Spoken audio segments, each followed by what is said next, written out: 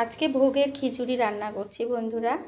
পাঁচমিশালি সব সবজি দিয়ে বানাচ্ছি। হ্যাঁ, আর প্রথমেই আমি খিচুড়িতে দেওয়ার জন্য একটা মশলা তৈরি করছি। এই মশলার মধ্যে কী কী আছে তোমাদেরকে বলে দিই। এলাচ, দারচিনি, লবঙ্গ, গোলমরিচ, গোটা ধনে, গোটা জিরে সুন্দর করে ভেজে নেব। এবার মুগ ডালটাকে কিন্তু আমি ভেজে নেব। আমি কিন্তু ভোগের খিচুড়ি রান্না করছি, সব কিছু নিরামিষভাবে করছি, তাই একটা কড়াইতেই আমি সেইভাবেই রান্না করব। চলো তাহলে দেখতে থাকো। ডালটাকে কিন্তু আমি বেশ ভালোভাবে লাল লাল করে ভেজে নিয়েছি। এরপরে সাদা তেল দিলাম। সবজিগুলোকে একে একে ভেজে নেব। প্রথমেই আলু ভাজবো, তারপরে এই সবজিগুলোকে ভাজবো, তারপরে মশলা কষিয়ে নেবো। চলো দেখতে থাকো।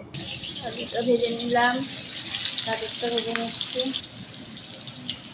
কুমড়োটাও কিন্তু ভেজে নিলাম। এবার মশলা কষানোর পালা। চলো। কড়াইতে কিন্তু তেল আছে, আর কিছুটা তেল দিয়ে এর মধ্যে ফোড়ন দিয়ে দেবো। ফোড়নে শুকনো লঙ্কা, তেজপাতা আর পাঁচফোড়ন দিলাম। এবার মশলা দেবো। এর মধ্যে কিন্তু আমি আদা বাটা দিয়ে দিয়েছি। পাঁচফোড়ন, শুকনো লঙ্কা, তেজপাতা প্রথমেই দিয়েছি, দিয়ে আদা বাটাটা দিয়েছি। আদার কাঁচা গন্ধটা ছাড়তে না ছাড়তেই অল্প কিছু কাঁচা লঙ্কা আর টমেটো সেটা দিয়ে দিয়েছি। এবার এর মধ্যে আমি দেবো জিরের গুঁড়ি, ধনের গুঁড়ি, স্বাদ মতো লবণ, এটা দিয়ে দেবো। আমি একদম সম্ভব লবণে রান্না করছি, যেহেতু এটা পুজোর, বুঝতেই পারছ। আর এর মাঝে আমি একটা জিনিস করেছি, সেটা হলো আমি তো বড় ওভেনে রান্না করছি, এই কারণে আমি একটু পজ করে দিয়েছিলাম, দেখাতে পারিনি। আর একটু আলোও কম আছে বন্ধুরা। ভালোভাবে মশলাটা কষিয়ে কিন্তু মশলাটা আমি তুলে রাখবো, তারপরে আমি চালের ডালটা ফুটাতে দেবো, কারণ আমি এই কড়াইতেই রান্না করবো, আলাদা কোনো পাত্রে করবো না, এই কারণেই। তাহলে চলো দেখতে থাকো। এই যে বন্ধুরা দেখো, এই যে মশলাটা কষিয়ে রেখেছি তুলে, এবার আমি জল দিয়ে ডাল দিয়ে দিয়েছি ওই কড়াইতেই, আর চালও ধুয়ে দিয়ে দেবো। তারপরে একে একে সব কিছু মিক্স আপ করে নেবো।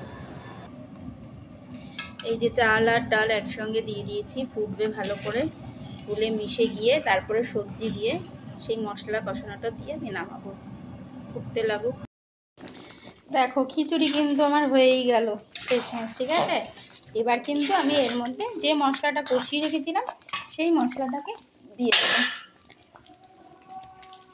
এই যে এবার এটাকে মিশিয়ে যে গরম মশলাটা ভেজে রেখেছিলাম সেটা একটু পরে দিয়ে দেবো বন্ধুরা। তাই খিচুড়িটা বেশ হয়ে গেল। ভোগের খিচুড়ি ঠিক এইভাবে না করলে বেশ ভালো লাগে, কিন্তু আমার পাত্র আমি একটাই বাড়াবো বলে ঠিক করেছিলাম, সেই জন্যই এইভাবে করলাম। এই যে নামানোর সময় একটু স্বাদ মতো একটু মিষ্টি দিলাম। এই যে দেখো বন্ধুরা, আমার কিন্তু খিচুড়িটা কিন্তু হয়েই গেছে। ঘি গরম মশলা দিয়ে দিয়েছি আমি। এবার ঠাকুরের জন্য একটা প্লেটে নামিয়ে নেব। চলো দেখে নাও। ঠাকুরকে কিন্তু ভোগ নিবেদন করব। এই যে থালা সাজিয়ে ফেলেছি, খিচুড়ির সঙ্গে সব সবজি দিয়েছি, আমি আলাদা করে কিছু করিনি আজকে। খুব অল্প সময় রান্না করলাম, ঠাকুরকে ভোগ নিবেদন করব বন্ধুরা। তা তোমাদের ভিডিওটা কেমন লাগলো অবশ্যই একটা লাইক কমেন্ট করে জানিও। ভালো থাকবে, সুস্থ থাকবে, আবার পরের ভিডিওতে দেখা হচ্ছে।